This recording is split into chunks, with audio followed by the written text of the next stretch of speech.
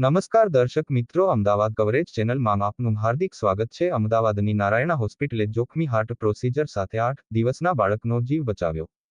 તબીબી નિપુણતા અને નવીનતાના નોંધપાત્ર પ્રદર્શનમાં નારાયણા હોસ્પિટલ અમદાવાદે 8 દિવસના બાળક પર જીવનરક્ષક બલૂન કોઆર્ટોપ્લાસ્ટી સફળતાપૂર્વક કરી છે। નવજાત શિશુને ઝડપી શ્વાસના ગંભીર લક્ષણો સાથે દાખલ કરવામાં આવ્યું હતું અને બાળકને તાત્કાલિક તબીબી હસ્તક્ષેપની જરૂર હતી। નારાયણા હોસ્પિટલ અમદાવાદના consultant paediatric cardiologist doctor Divesh સાદડીવાલાએ વિગતવાર ઇકોકાર્ડિયોગ્રામ હાથ ધર્યો હતો અને આ સમસ્યાને એઓર્ટાના કોઆર્કટેશન તરીકે ઓળખાવી હતી, જેમાં હૃદયમાંથી ઓક્સિજનથી ભરપૂર રક્તને શરીરના બાકીના ભાગમાં પહોંચાડવા માટે જવાબદાર મહાધમની ગંભીરને સાંકળી થાય છે। આ તકલીફને ઓળખીને ડોક્ટર સાદડીવાલા અને તેમની ટીમ ઝડપથી બલૂન કોઆર્ટોપ્લાસ્ટી એન્જિયોપ્લાસ્ટી પ્રક્રિયા કરવા માટે આગળ વધી હતી।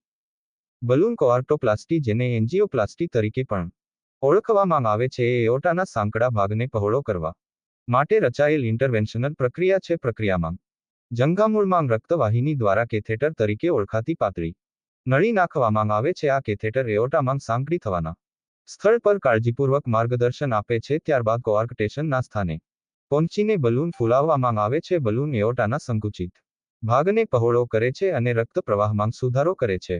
એઓર્ટા પૂરતા પ્રમાણમાં પહોળી થઈ જાય પછી બલૂન ડિફ્લેટ થાય છે અને કેથેટરને બહાર કાઢી લેવામાં આવે છે। નારાયણા હોસ્પિટલ અમદાવાદના senior consultant cardiac anaesthetics doctor Hetal શાહે જણાવ્યું કે આવા નવજાત બાળકો માટે પડકાર એ છે કે જટિલતાઓ ઊભી કર્યા વિના એનેસ્થેસિયાનું સંચાલન કરવું। અમે એનેસ્થેટિક એજન્ટોની ચોક્કસ રીતે માપેલી માત્રા પહોંચાડવાની નવી પદ્ધતિ અપનાવી છે। આ નવીન અભિગમ એ સુનિશ્ચિત કરે છે કે બાળક ઊંઘે છે છતાં પણ સમગ્ર પ્રક્રિયા દરમિયાન સામાન્ય રીતે શ્વાસ લે છે, જે ઝડપથી રિકવરીમાં નોંધપાત્ર રીતે મદદ કરે છે। નારાયણા હોસ્પિટલ અમદાવાદના consultant paediatric cardiologist doctor Divesh સાદડીવાલાએ જણાવ્યું કે અમે અમારા નવજાત દર્દીઓને શક્ય તેટલી શ્રેષ્ઠ સંભાળ પૂરી પાડવા માટે ખૂબ જ પ્રતિબદ્ધ છીએ। બાળકની ઉંમર અને paediatric cardiologist Narayana hospital Ahmedabad 8 દિવસના બાળકની અમે ખૂબ જ જોખમી પ્રક્રિયા કરી, જેને બલૂન કોઆર્ટોપ્લાસ્ટી કહેવાય છે,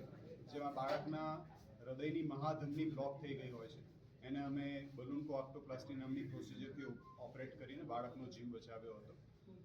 બાળકને ફાઇનાન્શિયલ કન્ડિશન બાળકના પેરેન્ટ્સની પુઅર હતી, તો અમે એનું મોટો ફ્રી ઓફ ચાર્જ નારાયણા હોસ્પિટલમાં ઓપરેટ કર્યું। અમારી પાસે બાળકના હૃદયની બધી ટ્રીટમેન્ટ નારાયણા હોસ્પિટલમાં ફ્રી ઓફ ચાર્જ કરવા માટેની ફેસિલિટીઝ અવેલેબલ છે। ખાસ કરીને સર શું હતી પ્રોબ્લેમ, અને જે ખાસ કરીને મિડલ ક્લાસ વ્યક્તિ હતા તેમને કઈ રીતની ટ્રીટમેન્ટ આપવામાં આવે?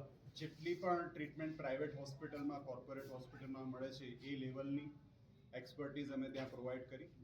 આ બીમારીમાં જો બાળકને સમયસર ઓપરેટ નહીં કરવામાં આવે તો બાળકનો જીવ જઈ શકે એવી કન્ડિશન હતી, એટલે અમે કલાકોની અંદર જ બાળકને આઈસીયુમાં એડમિટ કરીને પછી કેથ લેબોરેટરીમાં લઈને અને બલૂન કોઆર્ટોપ્લાસ્ટી પ્રોસિજર કરીને ઓપરેટ કર્યું હતું। અને આ બધી ટ્રીટમેન્ટનો કોસ્ટ પેરેન્ટ્સે નહોતો ભોગવવો પડ્યો, એ કમ્પ્લીટલી ફ્રી ઓફ ચાર્જ કરી આપવામાં આવી હતી।